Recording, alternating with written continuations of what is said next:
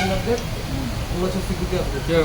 Double button. আর একটা middle class family যদি ফোন নেয়, আমার মনে হয় যেটা যে আমরা 2-3 বছর ফোন নেই, 5-6 বছর চালাই, তারপরে ফোনটা চেঞ্জ করি। 5-6 বছর চালানোর কি দরকার? আপডেট দরকার, আপডেট দরকার। আপডেটটা কোথায় ছিল? এখানেই দাও।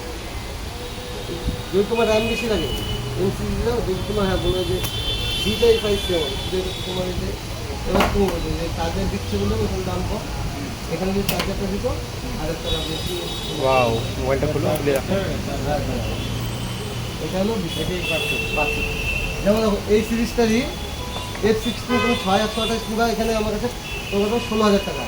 এটা যখন চার্জার দিয়ে নিতে হবে, এটা এটা তো চার্জার দিয়ে নিতে, এটা তোমার পড়ে যাবে হলো 8,000, 2,000 টাকা। কোম্পানি কোনোদিন চার্জার দিতে দেয় না, ওয়াও, এর সাথে ইনক্লুড করে নেয়।